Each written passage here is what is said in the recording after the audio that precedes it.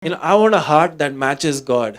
मुझे वो हृदय चाहिए परमेश्वर के जैसा। Know this, that God is already working in you.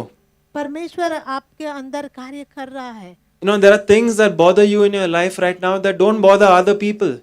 ऐसी कुछ बातें हैं जो आपके जीवन में आपको परेशान कर रही है, जो दूसरों को नहीं परेशान कर रही। That may be a good indicator of where God wants to use you in your life. और वो एक बात ऐसी हो सकती है जहाँ पे परमेश्वर आपको इस्तेमाल करना चाहता है। For Moses, he was bothered by the mistreatment of his people.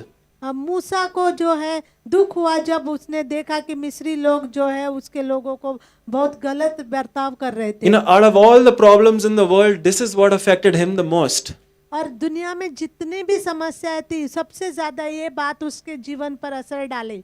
God allowed Moses to see these problems and he made sure that Moses would have a problem with it.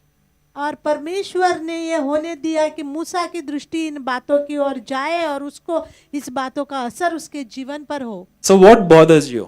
तो कौन सी बातों का असर आपके जीवन पे हो रहा है? In my church back in Panjam, there is a couple who is bothered by kids who are abandoned.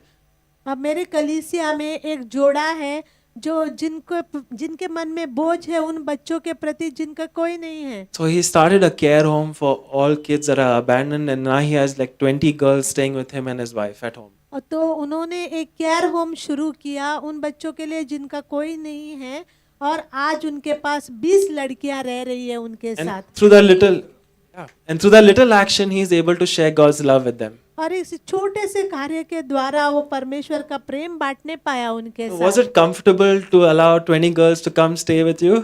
क्या ये बहुत आसान था उनके लिए वो 20 लड़कियों को लाके अपने साथ रखना? But what is he passionate about? लेकिन क्या कौन सी चीज है, कौन सा जुनून है उसके अंदर? Rescuing people. लोगों को बचाने के लिए।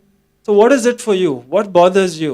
कौन सी ऐसी बात है जो आपके जीवन पर प्रभाव डाल रही है? God has a bigger mission for you and for this city.